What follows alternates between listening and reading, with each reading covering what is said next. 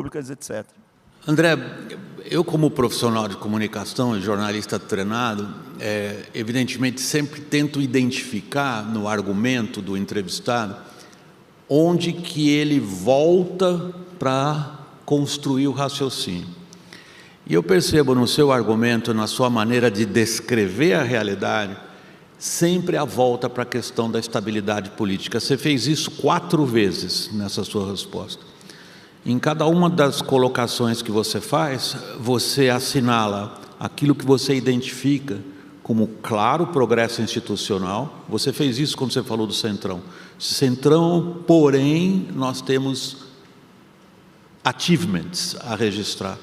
Você fez isso agora de novo, quando você se referiu ao que é o quadro e como que nesse quadro, o que, nas suas palavras, não nos permite desfrutar de uma taxa de juros, eu vou colocar uma palavra que você não colocou, é minha, civilizada, é a instabilidade política, é a turbulência política.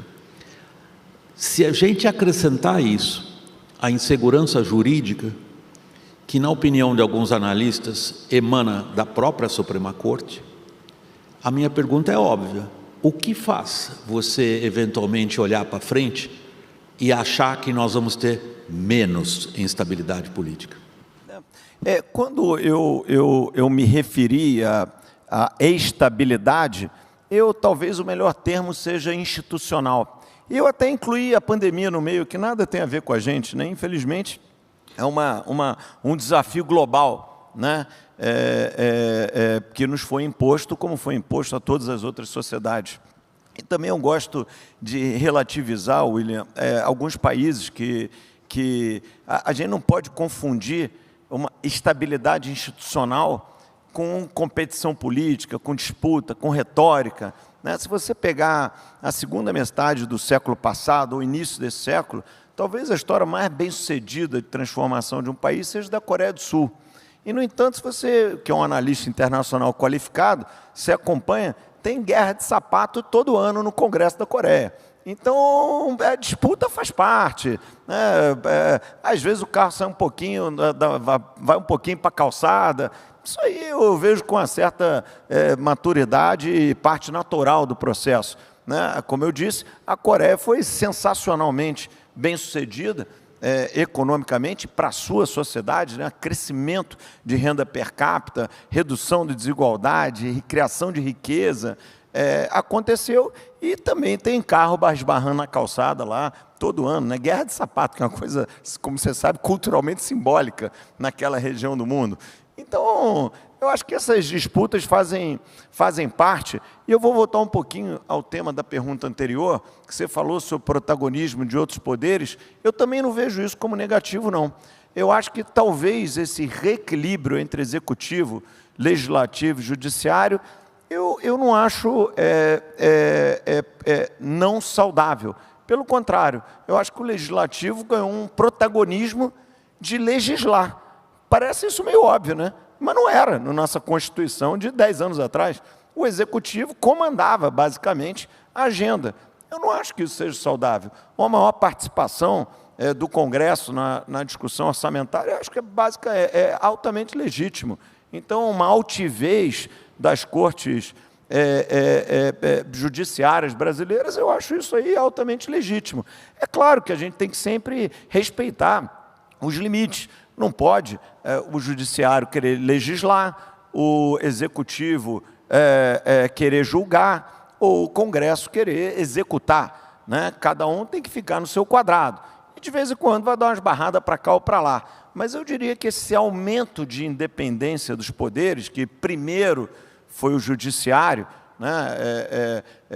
Com todos os defeitos da Lava Jato, mas ele trouxe uma altivez ao judiciário, que eu acho que no longo prazo muito positiva para o Brasil, e depois o Congresso, numa agenda mais independente, de legislar, né? É claro que sempre tem melhorias, mas o orçamento secreto, claro que pode melhorar a transparência, eu não estou falando aqui sobre a perfeição, mas como uma macrodireção, eu gosto de ver o judiciário julgando com independência, não interessa quem seja o personagem, gosto de ver o Congresso legislando, e gosto de ver o executivo executando, né? Para isso, temos esse sistema de divisão dos poderes. E, pelo contrário, se você voltar 20 anos para trás, havia uma certa subordinação de poderes ao executivo, que eu prefiro o modelo atual. Eu acho que é mais saudável hoje. Esquece os personagens ou as dificuldades do momento.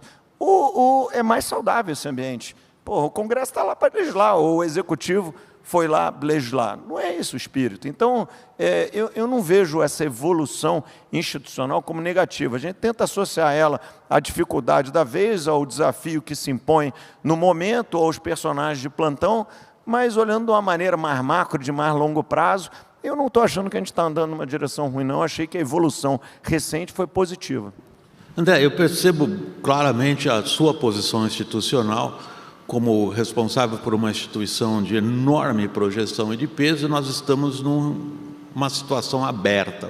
Esta conversa nossa é aberta e os cuidados que você tem que tomar para a posição que você representa e o peso que a sua palavra tem. Isso eu acho que faz parte do nosso entendimento. Eu já, como jornalista, tenho a prerrogativa da irreverência. Você já está na ponta contrária. Exato. Eu tenho a prerrogativa da irreverência, eu respondo apenas por mim, eu estou aqui no meu CPF, tudo que eu disser vai apenas na minha conta, no teu caso, não. Ao contrário, as consequências são completamente diferentes.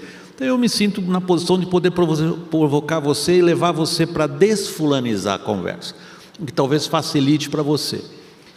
Tudo que a gente viu nos últimos tempos foi uma enorme bagunça entre os poderes. O que a gente viu foi à beira da ruptura institucional. A gente viu o STF ter um ministro da Saúde. A gente vê o Legislativo tomando conta do orçamento. E a gente vê o Executivo perdendo boa parte das suas prerrogativas. Afinal de contas, Executivo, o nome não é à toa. Diante desse quadro, por mim descrito, não são as suas palavras, são as minhas, no meu CPF. Não as estou atribuindo a você, para ficar bem claro aqui esse disclaimer.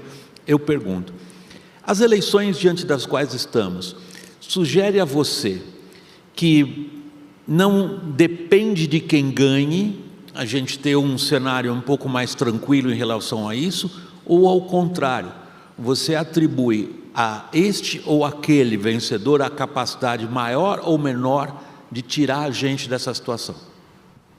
Olha,